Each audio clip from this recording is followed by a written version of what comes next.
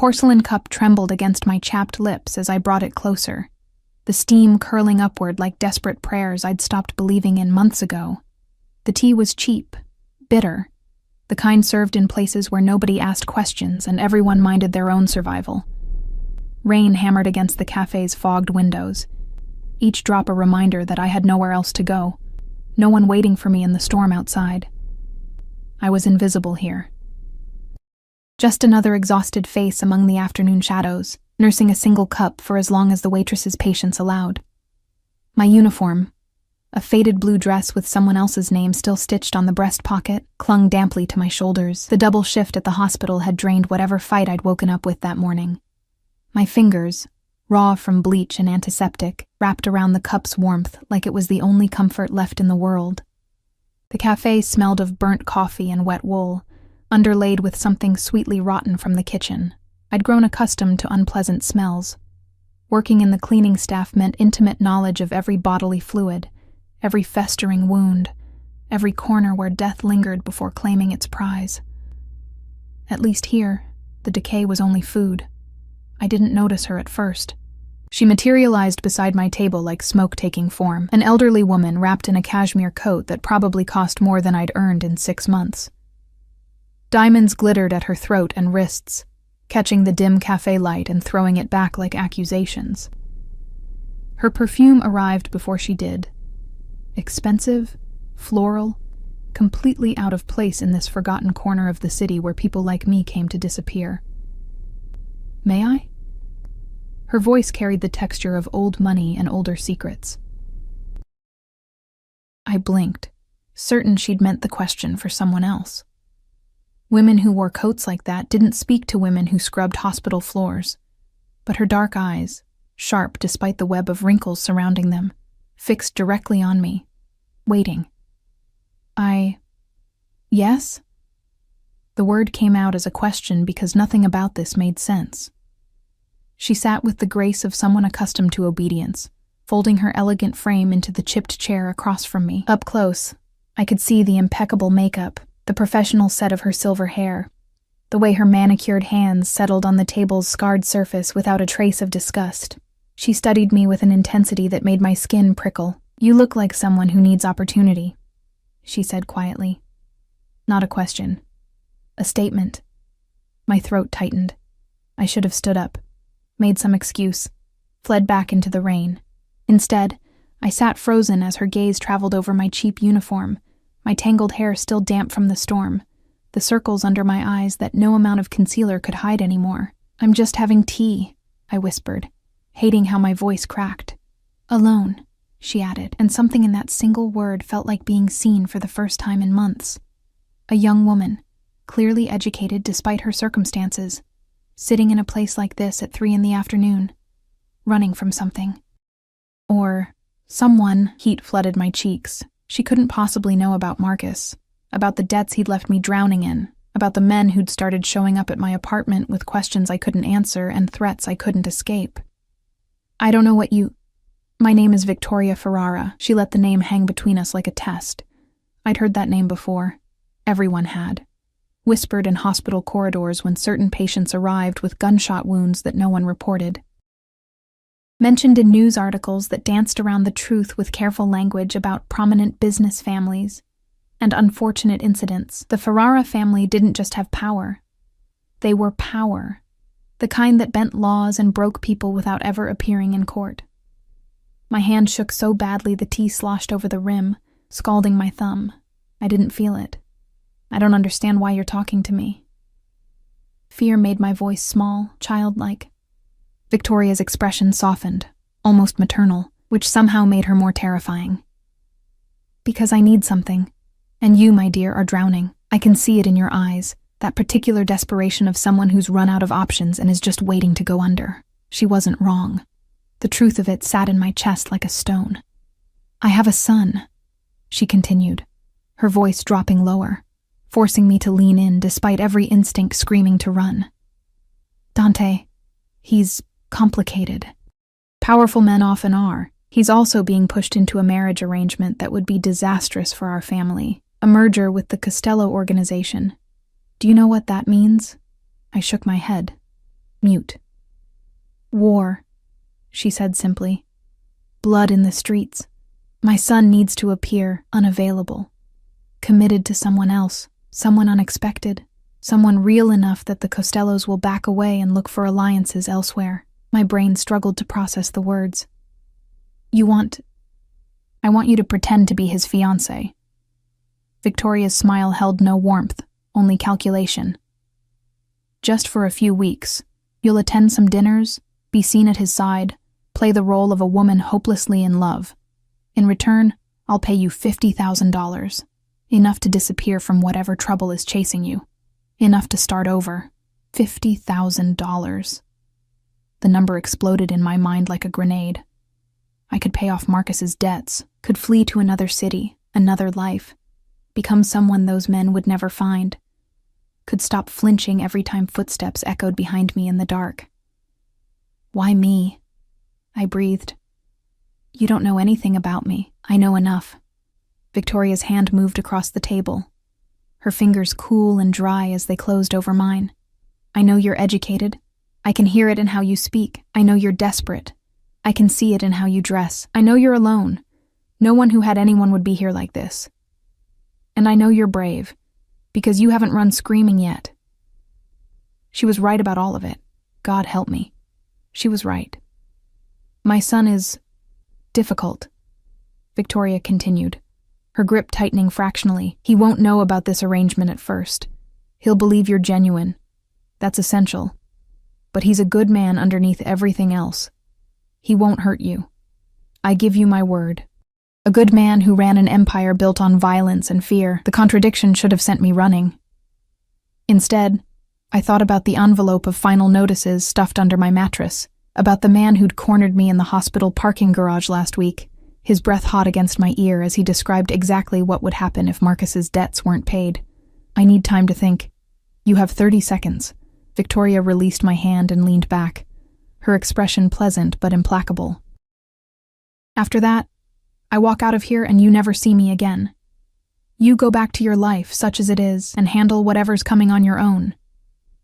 The cafe's walls seemed to press inward. Through the rain-streaked window, I could see the street where I'd walk back to my studio apartment with its broken lock and water-stained ceiling. Could see the future stretching ahead like a prison sentence. More shifts, more fear, more running until there was nowhere left to run. What would I have to do?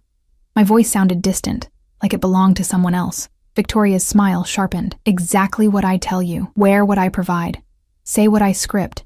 And above all, make my son believe you're desperately, genuinely in love with him. Can you do that? Could I? I'd spent 2 years pretending to love Marcus before I understood what he really was. I'd perfected the art of seeming invisible while cleaning rooms where people screamed and died. I'd learned to wear masks until I couldn't remember my real face. Yes, I whispered. The word felt like stepping off a cliff. Victoria stood with fluid grace, drawing a card from her purse and placing it on the table beside my cold tea. Heavy cream cardstock, embossed with a number and nothing else. Tomorrow morning, 9 o'clock. A car will collect you from your address. She paused, her dark eyes boring into mine. Oh, I already know where you live, dear. I know everything I need to know. Pack light. You'll be moving into one of our properties immediately. Can't have my son's fiancée living in squalor, can we? The casual invasion of my privacy should have terrified me.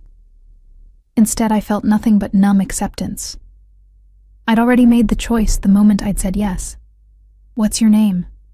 Victoria asked, and I realized with a start that she truly didn't know this one thing. Emma, I said. Emma Chen.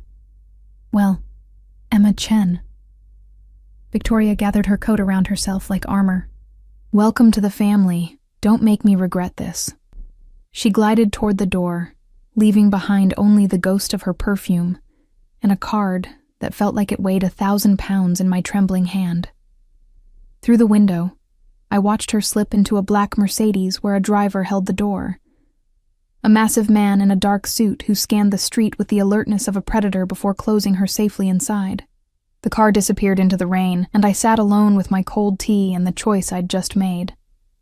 Somewhere in this city, A man named Dante Ferrara, a man I'd never met, whose world I couldn't imagine, had just gained a fiancée he didn't know existed. I picked up the card, feeling its expensive weight against my work-roughened fingers. Tomorrow morning felt both impossibly far away and terrifyingly close. The waitress appeared at my shoulder, her expression sour. "You ordering anything else or just taking up space?" I looked at her. Really looked. At her tired eyes and cheap shoes. At the life we'd shared until 30 seconds ago. Then I stood, left a $5 bill on the table for a $2 tea, and walked out into the rain. For the first time in months, I wasn't running from something. I was running toward it, whatever it was. The storm swallowed me whole, and I didn't look back. The car that arrived at 8:45 the next morning wasn't just expensive. It was a statement. A black Rolls-Royce that looked like it had been carved from obsidian, its windows tinted so dark I couldn't see inside. Rain still fell in sheets, but the driver who emerged wore a suit that probably cost more than my yearly salary, completely unbothered by the downpour as he held an umbrella and opened the rear door. "Miss Chen," he said. Not a question. His voice carried a faint Italian accent, and his eyes, cold, assessing, swept over me, and the sad collection of my life crammed into 2 battered suitcases. I'd barely slept, had spent the night staring at water stains on my ceiling, trying to convince myself this was real, that I hadn't hallucinated Victoria Ferrara in that cafe. The card on my nightstand proved otherwise, its embossed surface catching the thin morning light like a promise or a threat. "I'm Emma," I said stupidly, then flushed. He obviously knew who I was. He took my suitcases without comment, loading them into the trunk with efficient movements. Up close, I could see the bulge of a weapon beneath his jacket. Not hidden, displayed. A warning to anyone watching. The interior of the car smelled like leather and money. I sank into seats softer than my mattress, my wet clothes immediately staining the pristine surface. A privacy screen separated me from the driver, rising silently as we pulled away from the apartment building I'd called home for 3 miserable years. I watched through the tinted windows as my neighborhood disappeared. The corner store where I bought ramen in bulk. The laundromat where I'd met Marcus. The bus stop where I waited in the cold every morning. All of it sliding away like a life that had belonged to someone else. The drive took 40 minutes, carrying me from the industrial wasteland of the city's edge into neighborhoods I'd only seen in magazines. Trees appeared, then gates. Then mansions set back from manicured streets like secrets. The Rolls-Royce turned into a private drive flanked by stone walls topped with cameras that tracked our progress. The house, no, the estate, rose before me like something from a dream. 3 stories of pale stone and floor-to-ceiling windows, surrounded by gardens that somehow flourished despite the November rain. Fountains, sculptures, terraces leading down to what looked like a private lake. Security personnel moved through the grounds with the casual alertness of soldiers. "We're here, Miss Chen," the driver's voice crackled through a speaker. Here, where people like me didn't belong, where every surface gleamed with wealth I couldn't comprehend. My hands twisted in my lap, fingers finding the rough skin around my nails that I'd worried raw during the sleepless night. The front door opened before I reached it. A woman in a crisp black suit waited, her silver hair pulled into a severe bun. Not Victoria. Someone harder, more angular. "I'm Mrs. Castellano, the house manager," she said, her accent thicker than the driver's. "Ms. Ferrara is waiting for you in the east drawing room. Follow me." I followed her through halls that seemed designed to make visitors feel small. Marble floors that reflected my cheap sneakers, artwork that probably belonged in museums. Ceilings so high my footsteps echoed like gunshots. We passed rooms I couldn't name, each one more opulent than the last. Victoria waited in a room full of cream silk and gold accents, standing before windows that overlooked the gardens. She wore ivory today, perfectly tailored, her jewelry subtle but unmistakably expensive. When she turned, her smile was warm, but her eyes assessed me with the same calculating intensity as yesterday. "Emma. Good. You came, as if there'd been any doubt, as if I'd had any choice. We have much to do and very little time. Dante returns from Chicago tonight." My stomach dropped. Tonight? He's been handling business, a competitor who needed convincing. Victoria gestured to a chair, waited until I perched nervously on its edge. He doesn't know you exist yet. Tonight, you'll meet as if by chance. I'm hosting a small dinner party. 20 guests, all family or close associates. You'll arrive separately, be introduced as the daughter of an old friend. By the end of the evening, Dante will be intrigued. How can you be sure? My voice came out small in this enormous room. Because I know my son. Victoria settled into the chair across from me, her movements fluid as water. He's 34 years old and has never had a relationship last longer than 3 months. He trusts no one, loves nothing but this family, and believes everyone wants something from him. You, my dear, will be different. I do want something from him, I pointed out. $50,000, but he won't know that. Her smile could have cut glass. To him, you'll be genuine, innocent, a woman so far removed from his world that you couldn't possibly have ulterior motives. That's your power, Emma, your authenticity. The irony made my throat tight. Nothing about this was authentic. Now. Victoria stood, smoothing her skirt. Mrs. Castellano will show you to your room.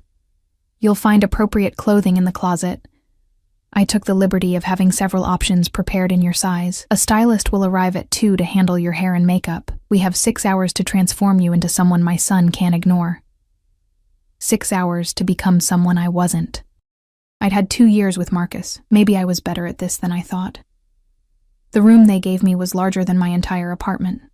A 4-poster bed dominated the space, draped in silk the color of champagne. French doors opened onto a balcony overlooking the lake. The bathroom alone could have housed a family, all marble and gold fixtures and a tub deep enough to drown in. The closet held dresses I'd never have dared to touch in stores. Valentino, Chanel, Dior. Names I recognized from magazines and hospital waiting rooms. Evening gowns and cocktail dresses, each one worth more than I'd made in months of scrubbing floors. I stood in the middle of it all, still wearing my damp clothes from this morning, and felt like an imposter, which I supposed was exactly what I was.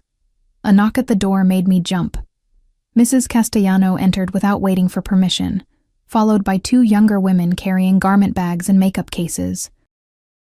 The stylist, Mrs. Castellano announced, and the seamstress, in case alterations are needed. Ms. Ferrara has selected the midnight blue Valentino for tonight. Try it on. They descended on me like surgeons, stripping away my clothes without ceremony, studying my body with clinical detachment. The dress slid over my skin like water. Silk so fine it felt like wearing air. The seamstress circled me, pinning here, marking there, while the stylist examined my hair with an expression of polite horror. "We can work with this," she said finally, in a tone that suggested she'd faced worse challenges. "The bone structure is good. Skin needs work, but nothing that can't be fixed. The hair..." She sighed. "We'll need to cut at least 3 inches. I watched in the mirror as they transformed me. Watched my split ends fall to the floor, watched my face emerge from beneath careful layers of foundation and contour, watched the circles under my eyes disappear. The woman looking back at me had my features, but none of my exhaustion. She looked expensive, untouchable. She looked like she belonged here. Perfect, the stylist declared at 6:30, stepping back to admire her work. Mr. Ferrara won't know what hit him. That's what I was afraid of. The dress clung to curves I didn't know I had, the midnight blue making my skin luminous in the evening light. Heels added 4 inches to my height, making me feel like I was walking on stilts. Diamond earrings, borrowed from Victoria's collection, caught the light with every movement. Mrs. Castellano led me downstairs at 7:15. I could hear voices from the drawing room, the cultured tones of people accustomed to power. My hands trembled, and I pressed them against my sides, trying to steady my breathing. "You'll enter with the Marchetti family," Mrs. Castellano instructed. "They're old friends who actually do have a daughter your age. Stay close to Mrs. Marchetti, follow her lead. Ms. Ferrara will handle the introduction to Mr. Ferrara herself." The Marchettis arrived moments later, an elegant couple in their 60s who greeted me with warm smiles that didn't quite reach their eyes. They knew. Of course they knew. Everyone here would be part of Victoria's conspiracy, except the one person who mattered. We entered the drawing room together, and the noise hit me like a wave. 30 people, maybe more, all dressed in clothes that cost more than cars. Waiters circulated with champagne and hors d'oeuvres. Laughter rose and fell like music. But underneath it, I could feel something else. A tension. A watchfulness. These people smiled and chatted while their eyes catalogued threats. "Emma, dear." Victoria materialized at my elbow, resplendent in emerald silk. "Come, there's someone I want you to meet." She guided me through the crowd with a hand on my lower back, steering me like a ship toward a destination I couldn't see. People parted for her automatically, their conversations pausing as we passed. I felt their eyes on me, felt their curiosity like fingers on my skin. Then I saw him. Dante Ferrara stood near the windows with 3 men in dark suits, and even without Victoria's guidance, I would have known him instantly. He commanded the space the way fire commanded oxygen, absolute, undeniable. Tall, maybe 6'2", with dark hair swept back from a face that could have been carved from marble. Sharp jaw, sharper cheekbones, and eyes so dark they looked black even from across the room. He wore a suit that had been tailored to his body like a second skin, charcoal gray with a black shirt underneath. No tie, a watch that probably cost more than my life glinted at his wrist. But it wasn't the clothes or the looks that froze my breath in my lungs. It was the aura of controlled violence that surrounded him like cologne. This was a man who had killed people. I knew it the way I knew my own name, Dante. Victoria's voice carried that maternal warmth again, but firmer now, commanding. "Come meet Emma Chen. Her father and I go way back. She's just moved to the city." He turned, and the full force of his attention landed on me like a spotlight. Those dark eyes traveled over me slowly, missing nothing. The dress, the shoes, the borrowed diamonds, the way my pulse hammered visibly in my throat. His expression remained perfectly neutral, but something flickered in his gaze. Interest, maybe. Or suspicion. "Emma." His voice was deep, rough around the edges like gravel wrapped in velvet. He didn't offer his hand. "Welcome." "Thank you." I'd meant to sound confident, but it came out breathless. "Your mother has been very kind. She has her moments." The corner of his mouth lifted fractionally. Not quite a smile, but close. "What brings you to our fair city?" The lie Victoria had prepared sat ready on my tongue. A fresh start. Sometimes you need to leave everything behind to find yourself. Something in his expression shifted, became more intent. Running from something? My heart stuttered. Towards something, I corrected, meeting his eyes despite the fear singing in my veins. There's a difference. For a moment, the noise of the party faded. There was only him, only those black eyes studying me like I was a puzzle he needed to solve. Then Victoria laughed, breaking the spell. "Emma's an artist," she said smoothly. "Painting, primarily.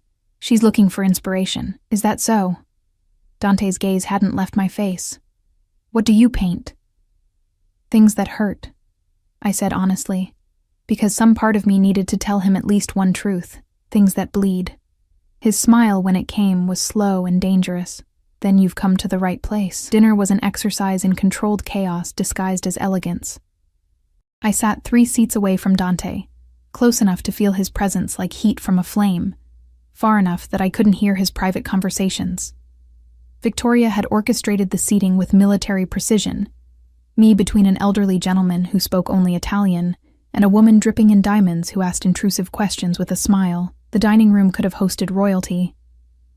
Crystal chandeliers threw prismatic light across a table that stretched for miles, set with china so delicate I was afraid to touch it. 7 courses appeared like magic, each one a work of art I barely tasted. My stomach was too tight with nerves, too aware of Dante's eyes finding me across the table every few minutes. He didn't stare. That would have been crude. Instead, his gaze would land on me during natural pauses, when someone made a joke, when wine was poured, when the conversation lulled. Each time, I felt it like a physical touch, like fingers trailing down my spine. And each time, I forced myself not to look away, to meet those black eyes with something I hoped resembled confidence rather than terror. "So, Emma," the diamond woman purred, her accent thick as honey, "Victoria says you're an artist. How fascinating. Have you sold any pieces? The question was a trap. I could feel it in how the conversations around us quieted fractionally, in how even the elderly Italian gentleman turned to listen. A few, I lied, remembering the paintings I'd abandoned in Marcus's apartment. Angry slashes of color that meant nothing to anyone but me. Nothing significant. I paint for myself, mostly. Therapy more than commerce. Therapy. The woman's smile sharpened. How modern. And what do you need therapy for, dear? You're so young. Life, I said simply, taking a sip of wine I didn't want. Isn't that enough? Laughter rippled down the table. The woman's smile froze, caught between amusement and insult. But from the corner of my eye, I saw Dante's mouth curve. A real smile this time. Brief as lightning, but unmistakable. The meal continued. Conversation swirled around me in English and Italian, sometimes switching mid-sentence as if to exclude outsiders. I caught fragments, mentions of shipments and territories, of names spoken with respect or contempt, of money moving in shadows. This wasn't just a dinner party, it was a strategy session disguised as social niceties. When dessert arrived, something elaborate involving chocolate and gold leaf, Victoria rose with her wineglass. "A toast," she announced, her voice cutting through the noise. The room fell silent instantly, every face turning toward her. To family, to loyalty, and to new beginnings. Her eyes found mine across the table, and I understood. This was the moment, the announcement. But before Victoria could continue, Dante stood. The movement was casual, but it commanded attention, the way a gun being cocked commanded attention. Everyone froze. "To my mother," he said, his voice carrying that rough edge that made my pulse skip. "Who always knows exactly what she's doing, even when the rest of us don't." His gaze locked on mine as he said it, and something in those black eyes told me he knew.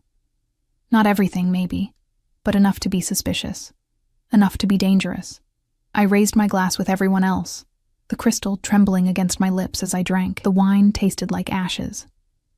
After dinner, the party migrated to a terrace overlooking the gardens. Heaters fought against the November chill, creating pockets of warmth among the cold. I stood at the stone railing, grateful for a moment alone, watching rain-heavy clouds obscure the stars. Running away again? His voice came from directly behind me. Close enough that I could smell him, expensive cologne layered over something darker, earthier. Gunpowder, maybe. Danger. Definitely. I turned to find Dante less than 2 feet away, his suit jacket abandoned somewhere inside, sleeves rolled to reveal forearms corded with muscle and marked with scars. He held 2 glasses of cognac, offering one without asking if I wanted it. "Just getting air," I said, accepting the glass because refusing felt more dangerous than accepting. "You don't like crowds." Not a question. He leaned against the railing beside me, close enough that our shoulders almost touched. "You kept your back to the wall all night. Old habit?" My fingers tightened on the glass. "Is that a problem?" "No." He took a slow sip, his eyes on the dark gardens, just interesting. "Most women who attend my mother's dinners are performing, smiling too much, laughing too loud, making sure everyone knows they're here. You looked like you wanted to disappear. Maybe I did. Then why come? Because your mother is paying me $50,000 to lie to you? Because I'm drowning in debts to men who'll kill me if I don't pay? Because I had no other choice? Your mother invited me," I said instead. "It seemed rude to refuse." He laughed, a low, dark sound that raised goosebumps on my arms. "My mother is many things, but she's never just polite. If she invited you, she has a reason. The question is whether you know what it is." I met his eyes, forcing myself to hold that black gaze even as my heart hammered. Does everything have to have a hidden reason? Maybe she just wanted to be kind. "Nothing in my world is kind, Emma." He turned fully toward me, and suddenly the 2 feet between us felt like inches. "Everything has a price. Everyone wants something. You'll learn that soon enough if you stick around." "Maybe I won't stick around. You will." He said it with absolute certainty, reaching out to tuck a strand of hair behind my ear. His fingers brushed my cheek, calloused, warm, gone before I could react. Because you're running from something worse than what you'll find here. I can see it in your eyes, that fear that has nothing to do with me. He was too close to the truth. I took a step back, putting space between us, trying to control my breathing. You don't know anything about me. I know you're lying about being an artist. His smile held no humor. Your hands are too rough, scarred from work. Manual labor, probably. And your shoes, the ones you wore this morning when you arrived, were medical clogs. So either you're a doctor playing dress-up or you work in a hospital. Which is it? Ice flooded my veins. He'd seen me arrive. Had paid attention to details I didn't think anyone would notice. Cleaning staff, I admitted, because lying seemed pointless now. I scrubbed floors. Or I did, until yesterday. And now? Now I don't know what I am. The honesty surprised us both. Dante studied me for a long moment, something shifting in his expression. The predator scenting uncertainty, maybe, or something else I couldn't name. My mother told you to lie to me, he said quietly. About the painting, about your father. What else did she tell you to lie about? Everything. The word escaped before I could stop it. Raw and true. His laugh this time was softer, almost admiring.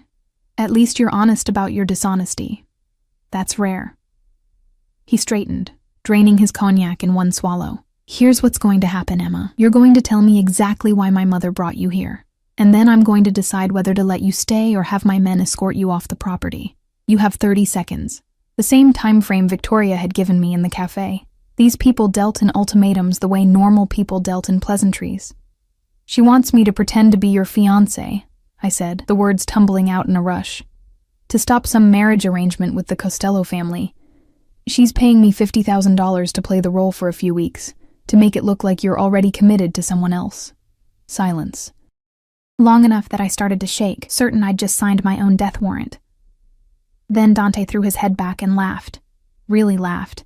The sound echoing across the dark gardens. When he looked at me again, his eyes held something wild and terrifying. Of course she did. He shook his head, still smiling.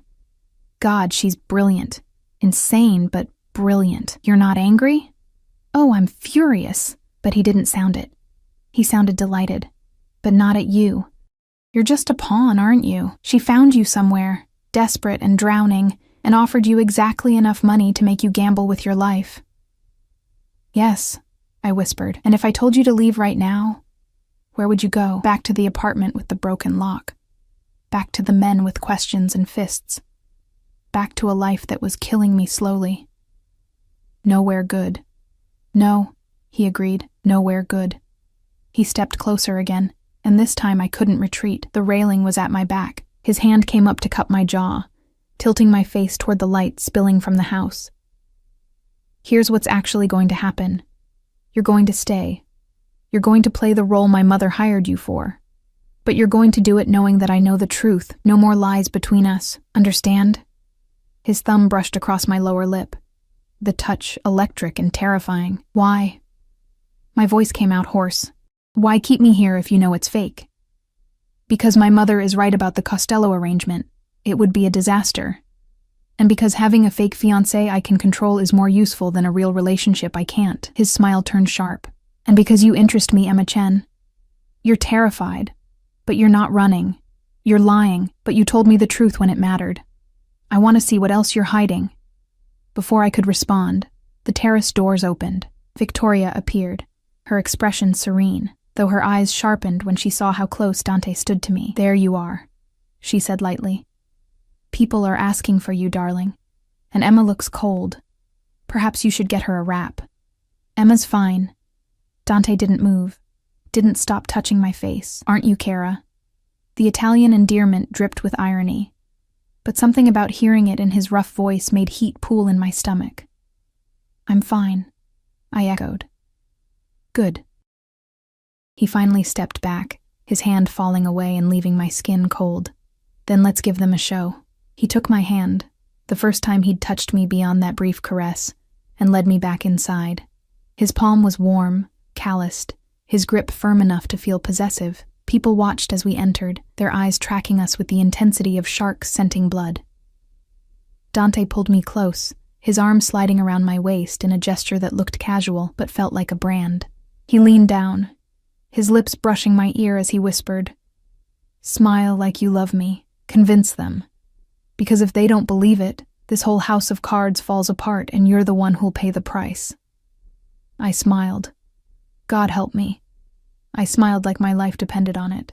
Because it did. The party ended past midnight. Guests departed in a steady stream of expensive cars and dangerous promises, each one stopping to congratulate Dante and me with knowing looks. Word had spread through the gathering like wildfire. The Ferrara heir had finally found someone. The alliance with the Costellos was dead before it started. I stood beside Dante in the foyer, playing my role, accepting kisses on both cheeks from women who could order my death with a phone call. His hand never left my waist, his thumb tracing absent patterns against my hip through the silk of my dress. When the last guest finally left, Victoria turned to us with triumph glittering in her eyes. "Perfect," she declared. "Absolutely perfect. Emma, you were magnificent." "She was adequate," Dante corrected, but his tone held a thread of amusement. "Though we'll need to work on her poker face. She looked terrified every time someone asked about our engagement." "We're not engaged," I pointed out weakly. "We are now." He released me finally, stepping away to pour himself a drink from the bar cart. My mother made sure of that. "By morning, every family in the city will know I'm off the market. Congratulations, Emma. You just became the most valuable piece on the board." The words should have felt like victory. Instead, they felt like a noose tightening. Victoria kissed my cheek, squeezing my hand. "Get some rest, dear. Tomorrow we begin your real education. If you're going to be a Ferrara, even temporarily, you need to learn how to survive in our world." She swept away, leaving me alone with Dante in the cavernous foyer. He swirled his whiskey, watching me over the rim of his glass. "Scared yet?" he asked. "Terrified."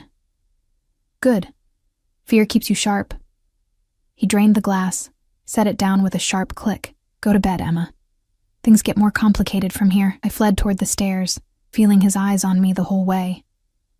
Behind me, I heard him laugh, soft, dark, and utterly without mercy. I'd made a deal with the devil's mother. Now I belonged to the devil himself. Morning arrived with a knock that felt like an invasion. I dragged myself from dreams thick with dark eyes and dangerous smiles to find Mrs. Castellano standing in my doorway, her expression disapproving as she took in my tangled hair and the borrowed nightgown twisted around my body. "Mr. Ferrara requests your presence at breakfast," she announced. "You have 20 minutes." The door closed before I could respond. I stumbled to the bathroom, my reflection a disaster, makeup smudged, lips swollen from anxious chewing, eyes haunted. The girl from last night had vanished, leaving behind the exhausted fraud I actually was. Somehow I made myself presentable in 15 minutes. Simple black pants and a cream sweater from the closet, minimal makeup, hair pulled into a low ponytail. When I descended the stairs, my legs felt like water. Dante sat alone in a breakfast room flooded with morning light, reading something on his phone with an expression of cold concentration. He'd changed from last night's formal wear into dark jeans and a black Henley that clung to his frame, revealing the kind of physique that came from violence, not Jim's. A leather holster crossed his shoulders, gun visible, deliberate. "Sit." He didn't look up, gesturing to the chair beside him rather than across. I sat, hyper-aware of his proximity, of the way he smelled like coffee and something darkly masculine. Staff appeared immediately with food I didn't remember ordering. Espresso, fresh pastries, fruit cut into perfect cubes, eggs prepared exactly how I liked them. How did they... I pay attention. He finally looked at me, those black eyes tracking over my face. "Last night you picked at everything except the fish course. You drank white wine but left the red untouched. You take your coffee black with 1 sugar. Should I continue?" Heat crept up my neck. "That's unsettling. That's survival." He set down his phone, giving me his full attention. It felt like standing in a spotlight. In my world, details matter. The wrong drink at the wrong meeting gets people killed. So I notice everything, especially about people who interest me. "I'm a hired actress. I can't possibly interest you." His smile could have cut diamond. "You told me the truth when lying would have been safer. That interests me very much." He reached out, his fingers catching my chin, turning my face toward the light. And you're afraid of me, but you're still here. That's either very brave or very stupid. Probably stupid, I whispered. Probably. He released me, returning to his coffee. Eat. We have a busy day. Doing what? Teaching you how to stay alive. He said it casually, like discussing the weather. You're going to be seen with me in public. That makes you a target for every rival family, every ambitious soldier looking to make a name, every enemy I've accumulated in 15 years of running this organization. You need to know how to spot danger, how to move through crowds, how to... I didn't agree to this. The words burst out before I could stop them. Your mother hired me to attend dinners, not to... My mother hired you to play a role. His voice dropped to something dangerous, something that made my survival instincts scream. I'm telling you, the role just got more complicated. You want the 50,000? You earn it. That means learning the rules of my world fast enough that you don't get yourself killed in the process. And if I refuse? The silence stretched like pulled wire. Dante set down his cup with careful precision, the small sound somehow more threatening than a shout. Then you walk out that door right now and I won't stop you. He leaned back, arms crossed, utterly relaxed. But the men who are looking for you, the ones collecting Marcus Reeves's debts, they'll find you by tomorrow. They're very good at their job, and what they'll do to you before they kill you will make anything I could do seem like mercy. My blood turned to ice. How do you know about Marcus? I know everything about you, Emma. He pulled out his phone, swiping through screens before turning it toward me. Photos appeared. My apartment building, the hospital where I worked, my employee badge photo looking young and hopeful. Marcus Reeves, your boyfriend of 2 years, small-time drug dealer who thought he was smarter than he was, borrowed money from the Volkov crew to expand his operation, then got himself arrested before he could pay it back, left you holding a debt of $93,000 that you can't possibly pay. Each word hit like a fist. I couldn't breathe. The Volkovs sent collectors 3 weeks ago, Dante continued, merciless. They'll give you another week, maybe 2 before they escalate, then they'll hurt you in ways that make you wish they'd just killed you, unless I do what you say. The chair scraped as I stood, fury burning through fear. You're blackmailing me. Your mother offered me a choice and you're taking it away. I'm giving you reality. He stood too, closing the distance between us in 2 strides. My mother lives in fantasies where you attend parties and smile, and everything works out perfectly. I live in the world where people die for being stupid. If you're going to wear my ring, fake or not, you do it my way, or not at all. I never agreed to wear your ring. You agreed the moment you took my mother's money. His hand shot out, catching my wrist before I could retreat. Not painful, but inescapable. That money is in your account right now. Check your phone. 25,000 as a deposit. The rest when the job is done. You're bought and paid for, Kara. The only question is whether you're smart enough to survive it. I yanked my arm free, hating the tears burning behind my eyes. I hate you. Good. His smile was all teeth. Hate keeps you sharp too. Now sit down and eat your breakfast. We leave in 30 minutes. For where? Somewhere you'll learn exactly what you've gotten yourself into. The Range Rover that picked us up was military grade. Bulletproof glass, reinforced doors, probably could survive a rocket launcher. 2 security vehicles flanked us, each carrying men with visible weapons and dead eyes. Dante drove himself, which surprised me. His hands were steady on the wheel, movements efficient as he navigated through traffic that parted for our convoy like water. He'd added a shoulder holster over his Henley, the gun sitting against his ribs like it belonged there. Where are we going? I asked again, watching the city change outside the windows. The neighborhood's getting rougher, the buildings more industrial, to see what happens to people who cross me. He said it conversationally, like we were discussing lunch plans. Consider it your first lesson in consequences. Terror clawed up my throat. I don't want to see anyone die. No one's dying today. Relax. He glanced at me, something almost like amusement in his expression. You really do think I'm a monster, aren't you? Yes. No hesitation, no apology. But I'm a monster with rules. I don't kill innocent people. I don't hurt children. I don't traffic in anything that exploits the helpless. Beyond that, he shrugged. I do what needs to be done to protect my family and my business. If that makes me a monster, so be it. We pulled up to a warehouse district, all rusting metal and broken windows. The security detail moved first, sweeping the area before opening Dante's door. He stepped out with the casual confidence of someone who owned every inch of ground he walked on. "Come on." He held out his hand to me. I took it because refusing felt more dangerous. His fingers closed around mine, warm and calloused, and he pulled me close as we walked toward the largest warehouse. The door opened before we reached it. More guards, more guns, more violence waiting just beneath the surface. Inside, the space had been converted into something between a gym and a torture chamber. Boxing rings, weight equipment, and in the far corner, 3 men bound to chairs with duct tape. "Those are the collectors who came after you," Dante said quietly, his breath warm against my ear. "The Volkov crew.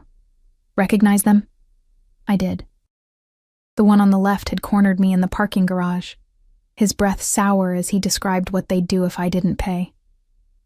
The middle one had shown up at my apartment, breaking the lock I couldn't afford to fix, the right one I'd never seen before. But his eyes held the same dead cruelty as his companions. "What are you going to do to them?" My voice came out strangled. "Nothing. You are." He turned me to face him, both hands on my shoulders now. "You're going to tell them that you're under my protection now, that Marcus Reeves's debts died with him, and if they come near you again, they'll answer to me. Can you do that?" My throat closed. The men were watching us, recognition dawning in their eyes as they understood who held their leashes now. "Emma." Dante's voice sharpened. "You need to do this. Not because I'm telling you to, but because if you don't, they'll never believe you're mine. They'll see you as weak, as someone they can still hurt. You need to claim your power here, understand?" I didn't understand anything except that I was drowning, and he was the only thing keeping my head above water. I walked toward the bound men on legs that didn't feel like my own. The parking garage man sneered. "Look who got herself a sugar daddy. That's not gonna save you, bitch. You still owe—" "She owes you nothing." Dante's voice cracked across the warehouse like a whip. "The debt is erased. You have a problem with that. You take it up with me." "Volkov won't like this," the apartment man spat. "Then tell Volkov to call me directly." Dante moved to stand behind me, his hands settling on my waist possessively. "This woman is mine. Anyone who touches her, threatens her, or even looks at her wrong answers to me personally. Are we clear?" The words should have made me feel like property. Instead, something twisted in my chest, a strange mix of fear and safety, of being claimed and protected in the same breath. "Say it," Dante murmured against my ear. "Tell them you're mine. Make them believe it." I lifted my chin, forced steel into my spine. "I'm with Dante Ferrara now. Stay away from me." The words felt like power and surrender braided together. Dante pressed a kiss to my temple, brief, possessive, utterly for show. "Good girl." Then to his men, "Let them go. Send them back to Volkov with the message. Anyone who touches what's mine gets buried." The guards cut the men loose. They stumbled out, fury and fear warring in their expressions. But not one of them looked back at me. I wasn't prey anymore. I was poison. When the warehouse emptied, leaving just Dante and me among the equipment and echoing space, my legs finally gave out. I sank onto a bench, shaking so hard my teeth chattered. "You did well."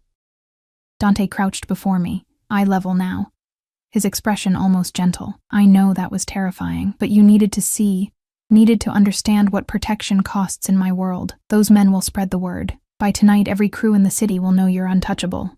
Because I'm yours." Bitterness coated the words. "Because you're smart enough to choose survival over pride." He stood, offering his hand again. "Come on, next lesson." "There's more?" His smile held dark promise. "We're just getting started, Kara." The next stop was a boxing gym in a better part of town. Still rough, but functional. Dante led me to a private room in the back where a woman waited. She was maybe 40, compact and muscled, with scars crossing her knuckles and a gaze that assessed me like a weapon. "This is Katya," Dante said. "She's going to teach you how to fight." "I don't need to know how to fight." "Yes, you do." He was already moving toward the door. 2 hours, every day, until you can at least throw a punch that won't break your thumb. "Katya, be gentle. She's useless if you break her. Wait. But he was gone, the door closing behind him with terrible finality. Katya smiled, all teeth. Don't worry, princess. Pain is just weakness leaving the body. The next 2 hours were agony. She taught me how to stand, how to move, how to hit. My knuckles split on the bag, my shoulders screamed, my lungs burned. Again! Katya barked each time I thought I couldn't continue. Your life depends on this. Again! When Dante returned, I was covered in sweat, bleeding from a split lip where I'd bitten down too hard, every muscle in my body shaking with exhaustion. Better, he said approvingly, tossing me a towel. Same time tomorrow. I can't. You can. You will. He pulled me to my feet, steadying me when I swayed, because the alternative is being helpless. And you're done with that now, aren't you? I was. God help me, I was. Yes, I whispered. His smile was approving, almost proud. That's my girl. The possessive pronoun shouldn't have made my heart skip, but it did. 3 weeks passed in a blur of violence and velvet, of learning how to survive in a world that wanted to break me. Every morning, Katya beat the weakness out of me in the boxing gym. Every afternoon, Victoria taught me which fork to use and which smile to wear. Every evening, Dante took me to dinners and meetings where men with dead eyes assessed me like livestock, trying to find the cracks in our performance. I learned to stand close enough to him that his cologne became familiar, to let his hand rest possessively on my lower back, to laugh at his dry observations and meet his dangerous smiles with ones of my own. I learned the names of his enemies and the faces of his allies. I learned which rooms in the estate were safe, and which doors stayed locked for reasons no one would explain. I learned that Dante Ferrara was both exactly what I'd feared and nothing like I'd expected. He was ruthless. I watched him destroy a business rival with 3 phone calls and a smile that never reached his eyes. He was violent. I saw the bruises on his knuckles after a meeting that went badly, saw the cold satisfaction in his expression when he returned. But he was also careful with me in ways that made no sense. He never raised his voice, never touched me roughly except in public when the act demanded it. And every night, he asked the same question before I retreated to my room. Are you okay? As if my answer mattered, as if I was more than just a bought performance. The ring appeared on the 4th week. I woke to find a velvet box on my breakfast tray, the morning sun making it glow like a promise or a threat. Inside sat a diamond that could have funded a hospital wing, emerald cut, flawless, set in platinum with smaller stones circling it like worshippers around a shrine. Do you like it? Dante's voice came from the doorway. He leaned against the frame in worn jeans and a t-shirt, looking too casual for a man who'd probably killed someone yesterday. It's terrifying, I admitted, staring at the ring like it might bite. Good answer. He crossed the room, taking the box from my trembling hands. We're going public today, lunch at Cipriani, where everyone who matters will see us. You'll wear this, and I'll make sure every photographer in the city captures it. Why now? Because the Costellos are getting desperate. He removed the ring, reaching for my left hand. I let him take it, watched his scarred fingers slide the platinum band onto mine. It fit perfectly, because of course it did. He noticed everything. Their daughter was supposed to marry me, merge our territories. Instead, I'm engaged to a nobody from nowhere. It's an insult they can't ignore, so they'll come after me, not a question. I'd learned enough to know how this worked. They'll try. His thumb brushed across the ring, the gesture almost tender. But I don't lose what's mine, Emma. Fake or not, you wear my ring. That makes you untouchable. The word echoed what he'd told the Volkov collectors, but something in his voice made it sound different now. More real. More dangerous. We should get ready, I said, pulling my hand back. The ring felt like it weighed 1,000 pounds. Can't keep the photographers waiting. His eyes narrowed, reading something in my expression I didn't want him to see. You're getting good at this. Almost like you're not pretending anymore. Everything's pretending, I said. But we both knew it was a lie. Cipriani was exactly the kind of place where power lunched, all marble and mahogany, with prices that required asking and service so attentive it felt like surveillance. We arrived in the Rolls-Royce, security trailing at a discreet distance, and the maitre d' practically genuflected as he led us to a corner table that put us on display while protecting Dante's back. The ring caught every light in the room, impossible to miss. Within minutes, phones appeared at nearby tables, not to call, but to photograph. By the time our water arrived, Ferrara engaged was probably trending. Smile, Dante murmured, reaching across the table to take my hand. Look besotted. You're madly in love with me, remember? Hard to forget when you remind me every 5 minutes. His laugh was genuine, warm enough that several nearby diners glanced over. There she is, the real Emma, not the terrified girl from the cafe. I was wondering when she'd show up. Maybe she's been here all along and you just weren't paying attention. Oh, I'm always paying attention to you, Kara. His thumb traced circles on my palm, the touch sending electricity up my arm. Every time you bite your lip when you're nervous. Every time you touch your neck when you lie. Every time you look at me like you can't decide if you want to kiss me or kill me. Heat flooded my face. I don't. You do. He leaned forward, his voice dropping to something intimate, meant only for me despite the watching crowd. And here's the thing that terrifies you, Emma. I look at you the same way. Before I could respond, a commotion at the entrance shattered the moment. 3 men strode in, expensive suits, cold eyes, radiating threat. The restaurant fell silent, the kind of quiet that preceded violence. Costello, Dante said quietly, his entire demeanor shifting. The warmth vanished, replaced by something predatory, right on schedule. Dante. I gripped his hand, fear spiking through me. What do we do? We finish our lunch. He raised his voice, addressing the approaching men with casual disdain. Gentlemen, you're interrupting a private moment. I suggest you leave before you embarrass yourselves. The lead man, silver-haired, distinguished, with a smile like a shark, stopped at our table. Ferrara, I wanted to congratulate you personally. Such a surprising engagement. Surprising? Dante's smile could have cut glass. Only to people who assumed they had a claim on my future. Emma, this is Antonio Costello. Antonio, my fiancé, Emma Chen. Antonio's eyes raked over me, assessing and dismissing in one glance. A cleaning woman. How democratic of you. The insult landed like a slap. Beside me, I felt Dante tense, violence coiling in his frame. Careful, Antonio. His voice dropped to a lethal whisper. That's my future wife you're insulting. I'd hate for this conversation to end with your associates carrying you out. Is that a threat? It's a promise.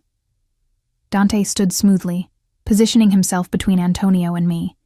Even seated, I could feel the danger radiating off him like heat. You had your chance to ally with my family. You wanted merger through marriage. I'm giving you a different answer. Accept it gracefully, or prepare for the alternative. The 2 men locked eyes, and I understood I was watching something primal. Alphas circling, testing boundaries, deciding whether to fight or flee. Antonio broke first. His smile turned brittle. She better be worth starting a war over, Ferrara. Try me and find out. The Costello men retreated, but not before Antonio's gaze found mine one last time. The promise in his eyes made my blood freeze. This wasn't over. Not even close. Dante sat back down, his hand finding mine across the table. Breathe, Emma. You're safe. He's going to come after me, isn't he? He's going to try. Dante's grip tightened. Let him. I've been waiting for an excuse to end the Costellos for years. If they're stupid enough to give me one, I'll burn their entire organization to the ground. The casual brutality should have horrified me. Instead, I felt something warm and terrible unfurl in my chest. Protection. Possession. The promise that nothing would hurt me while I wore his ring. Thank you, I whispered. His expression softened fractionally. Don't thank me yet. This just made everything more complicated. That night, Victoria summoned us both to her private study, a room I'd never been allowed to enter before. She sat behind a mahogany desk that had probably witnessed decades of criminal conspiracy, her expression grave. The Costellos made their move, she said without preamble. They've approached 3 of our allied families, offering better terms if they withdraw support for the engagement. They're trying to isolate us. Let them try. Dante paced like a caged predator, all restless energy. We have stronger alliances. They're bluffing. They're desperate. Victoria's gaze moved to me, which makes them dangerous. Emma, I need to ask you something, and I need the truth. Are you prepared for what comes next? Because this arrangement, this fake engagement, it's becoming very real, very fast. People will try to hurt you to get to Dante. They'll use you as leverage, as a weapon. Can you handle that? Could I? A month ago, I was scrubbing hospital floors, running from debt collectors, drowning slowly in a life I couldn't escape. Now I wore a diamond worth more than I'd earn in a lifetime, sat in strategy meetings about gang politics, and trained daily to survive assassination attempts. I don't know, I admitted. But I'm still here. That has to count for something. Victoria smiled, genuinely smiled, not the calculated expression she wore for others. It counts for everything, dear. Dante, you should tell her. Tell me what? I looked between them, dread pooling in my stomach. Dante stopped pacing, turning to face me with an expression I'd never seen before. Vulnerable, almost uncertain. My mother didn't find you by accident in that cafe, he said quietly. She'd been watching you for 2 weeks. Ever since Marcus Reeves died in police custody and left you drowning in his debts. The room tilted. Marcus is dead? Overdose. 3 weeks before my mother approached you. Dante moved closer, his voice gentle in a way that made my chest ache. She knew about the Volkov collectors, knew you were desperate. But she also knew something else. Marcus Reeves stole from me, Emma. He was one of my low-level dealers who decided to skim product and money. I was planning to handle him personally when he got himself arrested. So this whole thing... My voice broke. You were what? Getting revenge on me for what Marcus did? No. He crouched before my chair, eye level now, his hands finding mine. My mother brought you into this to save her son from a bad marriage. But I kept you here for a completely different reason. Because the first time I saw you, really saw you, not just the girl in the expensive dress, I saw someone fighting to survive. Someone who refused to break even when everything told them to give up. Someone who reminded me of myself. Before this life hardened all the soft edges. Dante, let me finish. His grip tightened. This started as theater. A performance to fool my enemies and protect my family, but somewhere between teaching you to fight and watching you navigate my world without losing who you are, it stopped being fake. At least for me. My heart hammered against my ribs. What are you saying? I'm saying the ring on your finger isn't pretend anymore. I'm saying I want you to stay. Not as a hired actress, but as my actual fiancée. My future wife. My partner. He lifted my hand, pressing a kiss to the diamond. I'm saying I'm falling for you, Emma Chen, and I need to know if there's any chance you feel the same. The confession hung between us like a live wire. Every instinct I'd honed over the past month screamed that this was dangerous, that loving a man like Dante Ferrara was signing my own death warrant, that I should run as far and fast as possible. But when I looked into those dark eyes, I didn't see the monster anymore. I saw the man who'd taught me to be strong, who'd protected me even when I was just a transaction, who'd asked if I was okay every single night, like my answer mattered more than anything. You're insane, I whispered. Probably. His smile was crooked, almost boyish. Is that a yes or a no? It's a, you're insane, and so am I, because yes, I feel the same. And that terrifies me more than anything the Costellos could do. And the words rushed out in a breathless tumble. And then he was kissing me, really kissing me. Not for show or for cameras, but because we both needed it more than air. His hands cupped my face like I was precious, breakable, worth protecting. I kissed him back with everything I'd been holding inside for weeks. All the fear and longing and desperate hope braided together. When we finally broke apart, both breathing hard, Victoria was smiling. Well, she said dryly. I suppose we'll need to plan an actual wedding now. 6 months later, I stood in a garden blooming with impossible flowers, wearing a dress that cost more than my old life, surrounded by people who could order deaths between courses. The sun broke through clouds that had threatened rain all morning, turning everything golden and surreal. Dante waited for me at an altar woven from white roses and Italian cypress. He wore a tuxedo that fit like sin, his dark hair swept back, and when he saw me walking toward him, his expression cracked open into something raw and real. I still trained with Katya every morning, still attended Victoria's etiquette lessons, still learned the names of enemies and the faces of friends. But now I did it as Emma Ferrara, not Emma Chen, the cleaning woman playing dress-up. The Costellos had tried once to make good on Antonio's threat. They'd sent men after me outside a charity gala. Dante had put 3 of them in the hospital, and the rest in the ground. The message was received. No one touched what belonged to Dante Ferrara. As I reached him, he took my hands, and I felt the calluses we'd both earned. Mine from boxing, his from holding power through force. We were a matched set of beautiful violence, of survival against impossible odds. "You look terrified," he murmured, echoing words from another lifetime. "Good," I replied, using his own philosophy against him. "Fear keeps me sharp." His laugh was low and warm, meant only for me. "That's my girl." The ceremony blurred. Words in English and Italian, promises that felt both sacred and dangerous, rings that marked us as permanently, irrevocably bound. When the priest finally told Dante to kiss his bride, he pulled me close with a possessiveness that would never soften, would never apologize for claiming me completely. "Mine," he whispered against my lips. "Yours," I agreed. "But you're mine too. Don't forget it." "Never, cara mia, never." We kissed while our combined families, blood and chosen, legal and criminal, erupted in applause. Somewhere in the crowd, Victoria dabbed at her eyes with a handkerchief, probably already planning how to use this union to expand the family's reach. But for this moment, this one perfect moment, I let myself forget about territories and alliances, and the violence that would always shadow our lives. For now, there was only Dante's arms around me, his heart beating against mine, and the impossible truth that I'd walked into a cafe drowning and emerged engaged to the most dangerous man in the city. The reception lasted until dawn.